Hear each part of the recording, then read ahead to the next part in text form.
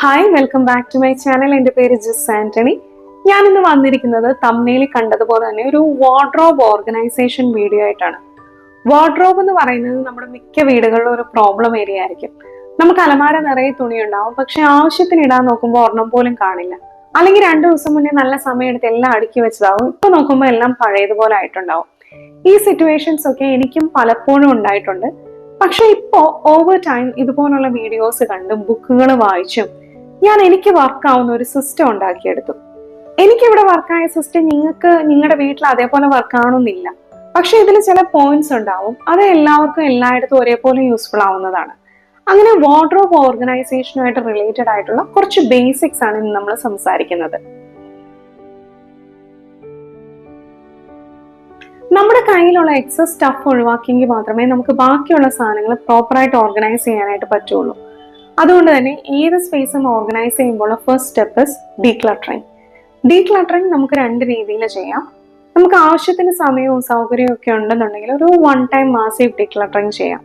ഈ method popularize ചെയ്തത് Japanese influencer ആയിട്ടുള്ള മാരി കോണ്ടോ ആണ്, through her book the life changing magic of tidying up. ഇതിൽ പുള്ളിക്കാരി പറയുന്നത്, നമ്മൾ ക്ലോത്ത്സ് ഡീക്ലട്ടർ ചെയ്യുവാണെങ്കിൽ നമ്മുടെ വീട്ടിലുള്ള മുഴുവൻ ക്ലോത്ത്സും ഒരു സ്ഥലത്ത് കൊണ്ടുവന്ന് വെച്ചിട്ട് അവിടെ നിന്ന് വേണം ഡീക്ലട്ടറിങ് സ്റ്റാർട്ട് ചെയ്യാമെന്നാണ്. ഇങ്ങനെ ചെയ്യുമ്പോൾ ഒരു ഗുണം എന്ന് പറയുന്നത്, നമുക്ക് ആദ്യമേ തന്നെ നമ്മൾ എന്തുമാത്രം ഹോൾഡ് ചെയ്യുന്നുണ്ടെന്നുള്ള ഒരു ഐഡിയ കിട്ടും. പലപ്പോഴും നമ്മൾ വിചാരിക്കുന്നത്, ഞാനങ്ങനെ അധികം ഡ്രസ്സൊന്നും വാങ്ങാറില്ല, അല്ലെങ്കിൽ എനിക്ക് ആവശ്യത്തിന് ഡ്രസ്സ് ഇല്ല എന്നൊക്കെ ആയിരിക്കും. പക്ഷെ ഇതിങ്ങനെ ഒരുമിച്ച് കൊണ്ടുവന്ന് വെക്കുമ്പോഴാണ് നമ്മുടെ കയ്യിൽ എന്തുമാത്രം എക്സസ് സ്റ്റഫ് ഉണ്ടെന്നുള്ള തിരിച്ചറിവ് നമുക്ക് കിട്ടുന്നത്. എന്നിട്ട് ഇതിനെ നമ്മൾ 3 പൈൽസ് ആയിട്ട് ഡിവൈഡ് ചെയ്യുവാണ്. First pile is the keep pile. നമ്മളിപ്പോൾ ഉപയോഗിച്ചുകൊണ്ടിരിക്കുന്ന ഡ്രസ്സുകളാണ്, അത് നമുക്ക് തിരിച്ച് മടക്കി അലമാരിക്കുള്ളിൽ കയറ്റാനുള്ളതാണ്. Second pile is the maybe pile. നമ്മളിപ്പോൾ ഉപയോഗിക്കുന്നില്ല, പക്ഷെ ഇൻ ദ നിയർ ഫ്യൂച്ചർ ഉപയോഗിക്കാൻ സാധ്യതയുണ്ടെന്ന് നമ്മൾ കരുതുന്ന ഡ്രസ്സുകൾ. ഇത് വാർഡ്രോബിൽ വെക്കേണ്ട ആവശ്യമില്ല. എല്ലാം കൂടെ നീറ്റായിട്ട് പാക്ക് ചെയ്തിട്ട് 6 മാസത്തേക്കിന് മാറ്റി സൂക്ഷിക്കുക. ഇതിന്റെ ഇടയിൽ ആവശ്യം വന്നാൽ നമുക്ക് എടുത്ത് ഉപയോഗിക്കാം. അല്ലാന്നുണ്ടെങ്കിൽ 6 മാസം കഴിയുമ്പോൾ ഇത് അതേപോലെ എടുത്തുകൊണ്ട് ഡൊണേറ്റ് ചെയ്യാം. മൂന്നാമത്തേത് ഡൊണേറ്റ് ഓർ ഡിസ്കാർഡ് പൈലാണ്. നമുക്കിപ്പോൾ ഉപയോഗിക്കാൻ പറ്റില്ല എന്നുള്ള ഡ്രസ്സുകൾ ഡൊണേറ്റ് ചെയ്യാം. തീരെ കൊള്ളില്ലാത്ത ഉണ്ടെങ്കിൽ ഡിസ്കാർഡ് ചെയ്യാം. നിങ്ങൾക്കൊരു ഷോർട്ട് പീരീഡിൽ ഒരു മാസീവ് ചേഞ്ച് ആണ് വേണ്ടെന്നുണ്ടെങ്കിൽ ഈ 1 ടൈം ഡീക്ലട്ടറിങ് പ്രോസസ്സ് നല്ലൊരു ഓപ്ഷനാണ്. പക്ഷെ ഇതിന് കുറച്ച് എക്സ്ട്രാ ടൈമും എഫേർട്ടും ഒക്കെ വേണ്ടി വരും. അല്ലാത്ത ആൾക്കാർക്ക് ചെയ്യാവുന്നത് ഒരു ലോങ് ടേം കണ്ടിന്യൂസ് ഡീക്ലട്ടറിങ് പ്രോസസ്സാണ്. ഇതിന് വേണ്ടിയിട്ട് ഒരു ഡൊണേഷൻ ബാഗ് അല്ലെങ്കിൽ ഡൊണേഷൻ ബോക്സ് നമ്മുടെ വാർഡ്രോബിനുള്ളിൽ തന്നെ വെക്കാം. എന്നിട്ട് ഓരോ തവണയും വാർഡ്രോബ് തുറക്കുമ്പോൾ നമ്മുടെ സ്റ്റൈലിനോ സൈസിനോ പറ്റാത്ത ഡ്രസ്സുകൾ നമ്മുടെ കണ്ണിൽ പെടുവാണെങ്കിൽ അത് ഈ ഡൊണേഷൻ ബാഗിലേക്ക് ട്രാൻസ്ഫർ ചെയ്യുക. എന്നിട്ട് ഈ ബാഗ് ഫിൽ ആവുന്ന സമയത്ത് അത് എടുത്തുകൊണ്ട് ഡൊണേറ്റ് ചെയ്യുക. ഇതൊരു ലോങ് ടേം പ്രോസസ്സാണ്. പക്ഷെ എനിക്ക് തോന്നുന്നു കൂടുതൽ ഈസിയും പ്രാക്ടിക്കലും ആയിട്ടുള്ളത് ഈ മെത്തേഡാണ്. ഇതാണ് ഞങ്ങൾ ഫോളോ ചെയ്യുന്നത്. ഡീക്ലട്ടറിങ് കഴിഞ്ഞാലുള്ള അടുത്ത സ്റ്റെപ്പ് എന്ന് പറയുന്നത് കാറ്റഗറൈസിങ് ആണ്. നമ്മുടെ വീട്ടിൽ എത്ര ആൾക്കാരുണ്ടോ ഓരോരുത്തർക്കും ഓരോ വാർഡ്രോബ് കൊടുക്കാൻ പറ്റുന്നെങ്കിൽ നല്ലത്.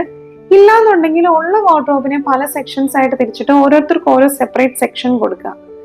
ഞങ്ങളുടെ വീട്ടിലെ മാസ്റ്റർ ബെഡ്റൂമിൽ ഒരു വലിയ ബിൽറ്റ് ഇൻ വാർഡ്രോബ് ആണുള്ളത്. അതിന്റെ ഒരു സൈഡിൽ എന്റെ ഡ്രസ്സും മറ്റേ സൈഡിൽ ഹസ്ബൻഡിന്റെ ക്ലോത്ത്സും ആണ് വെക്കുന്നത്. എന്നിട്ട് ഇതിന്റെ അകത്ത് തന്നെ നമുക്ക് വേണമെങ്കിൽ ഫോർമൽസും കാഷ്വൽസും ഒക്കെ സെപ്പറേറ്റ് കാറ്റഗറീസ് ആയിട്ട് വെക്കാവുന്നതേ ഉള്ളൂ. ഇങ്ങനെ ചെയ്യുമ്പോൾ ഒരു ഗുണം എന്ന് പറയുന്നത്, ഒരു ഡ്രസ്സ് എടുക്കാൻ വേണ്ടിയിട്ട് നമുക്ക് അലമാര മുഴുവൻ തപ്പേണ്ട ആവശ്യം വരില്ല. അയൺ ചെയ്തിടുന്ന ഡ്രസ്സുകൾ ഞാൻ പൊതുവെ അയൺ ചെയ്തിട്ടാണ് വാർഡ്രോബിനുള്ളിൽ വെക്കാറ്.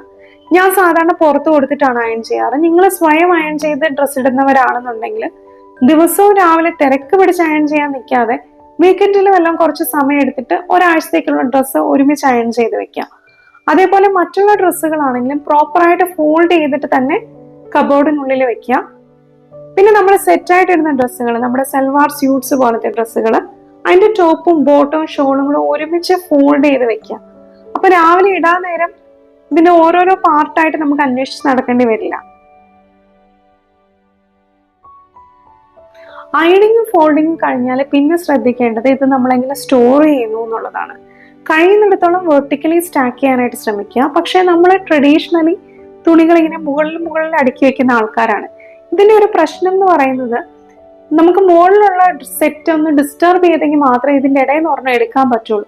അതുകൊണ്ട് തന്നെ നമ്മൾ ഇങ്ങനെ അറേഞ്ച് ചെയ്യുമ്പോൾ ഈ സ്റ്റാക്കിന്റെ ഏറ്റവും താഴെ ഇരിക്കുന്ന ക്ലോത്ത്സ് പലപ്പോഴും നമ്മുടെ സർക്കുലേഷനിലേ വരാറില്ല. വെർട്ടിക്കലി സ്റ്റാക്ക് ചെയ്യുമ്പോൾ ഈ ഒരു പ്രശ്നമില്ല. നമ്മുടെ കയ്യിൽ ഏതൊക്കെ തുണികളുണ്ടെന്ന് നമുക്ക് കൃത്യമായിട്ട് കാണാൻ പറ്റും. ഇതിന്റെ ഇടയിൽ എന്ന് പറഞ്ഞാൽ എടുക്കണമെങ്കിലും തിരിച്ച് വെക്കണമെങ്കിലും ഒക്കെ വളരെ ഈസിയുമാണ്. ഡെയിലി ഉപയോഗിക്കുന്ന ഡ്രസ്സുകൾ നമ്മുടെ കണ്ണെത്തുന്ന സ്ഥലങ്ങളിൽ വെക്കുക. അത്ര ഫ്രീക്വന്റ് ആയിട്ട് ഉപയോഗിക്കുന്ന സാധനങ്ങൾ മുകളിലൊക്കെ ആയിട്ട് വെക്കാം. അതുപോലെ വല്ലപ്പോഴും മാത്രം ഉപയോഗിക്കുന്ന തണുപ്പത്തിടുന്ന ഹുഡീസ്, ജാക്കറ്റ്സ് അല്ലെങ്കിൽ എക്സ്ട്രാ സാരീസ് ഇതൊക്കെ നമുക്ക് സെപ്പറേറ്റ് ബോക്സിലാക്കി മാറ്റി സ്റ്റോർ ചെയ്യാം.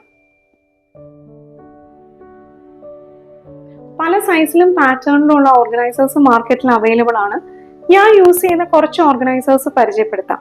ഞാൻ ഏറ്റവും കൂടുതൽ യൂസ് ചെയ്യുന്നത് ഇങ്ങനെയുള്ള സ്റ്റോറേജ് ബാസ്ക്കറ്റുകളാണ്. നമുക്ക് കാറ്റഗറൈസ് ചെയ്ത് സ്റ്റോർ ചെയ്യാനും വെർട്ടിക്കലി സ്റ്റാക്ക് ചെയ്യാനും ഒക്കെ ഇത് ബെസ്റ്റ് ആണ്. ഞാൻ യൂസ് ചെയ്യുന്നത് മിക്കവാറും എല്ലാം തന്നെ ഹോക്കിപ്പോ എന്ന് പറഞ്ഞ കമ്പനിയുടേതാണ്. പിന്നെ ഉള്ളത് ഈ ഫോൾഡബിൾ സ്റ്റാക്കബിൾ ഓർഗനൈസർ ആണ്. നമ്മുടെ വാർഡ്രോബിനുള്ളിൽ വേക്കൻ്റ് ആയിട്ട് കിടക്കുന്ന വെർട്ടിക്കൽ സ്പേസ് ഉണ്ടെങ്കിൽ അത് യൂട്ടിലൈസ് ചെയ്യാൻ വേണ്ടിയിട്ട് ഇങ്ങനത്തെ ഓർഗനൈസേഴ്സ് നല്ലതാണ്. ഇതിങ്ങനെ സ്റ്റാക്ക് ചെയ്ത് അറേഞ്ച് ചെയ്ത് കഴിഞ്ഞിട്ട് ഓരോ യൂണിറ്റും സെപ്പറേറ്റ് കുറച്ച് പുറത്തേക്ക് വലിക്കാൻ പാകത്തിലാണ് ഇതിന്റെ ഡിസൈൻ. നല്ല കൺവീനിയന്റ് ആയിട്ടുള്ള ഒരു ഡിസൈൻ ആണ്. പിന്നെ ഉള്ളത് 2 ഐക്യ സ്റ്റോറേജ് യൂണിറ്റ്സ് ആണ്. ഇത് രണ്ടും ഫുള്ളി കവേർഡ് ആയിട്ടുള്ള യൂണിറ്റ്സ് ആണ്. അതുകൊണ്ട് തന്നെ ഡെയിലി വെയർ ഐറ്റംസ് വെക്കാനായിട്ടൊന്നും പറ്റില്ല. എന്തെങ്കിലുമൊക്കെ പാക്ക് ചെയ്ത് മാറ്റി സൂക്ഷിക്കണം എന്നുണ്ടെങ്കിൽ നല്ലതാണ്. ഇതെല്ലാം തന്നെ ഞാൻ കുറെ കാലമായിട്ട് ഉപയോഗിച്ചുകൊണ്ടിരിക്കുന്നതാണ്. അത്യാവശ്യം ക്വാളിറ്റി ഉള്ള സാധനങ്ങളാണ്.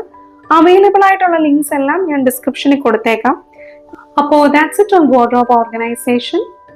നിങ്ങൾക്ക് വീഡിയോ ഇഷ്ടമായെന്നുണ്ടെങ്കിൽ ലൈക്ക് ചെയ്യുക, കമന്റ് ചെയ്യുക, സബ്സ്ക്രൈബ് ചെയ്യുക. അതേപോലെ ഫാമിലിയുടെയും ഫ്രണ്ട്സിന്റെ ഇടയിൽ വീഡിയോ ഷെയർ ചെയ്യുക. Thank you for being part of my community. See you later. Bye.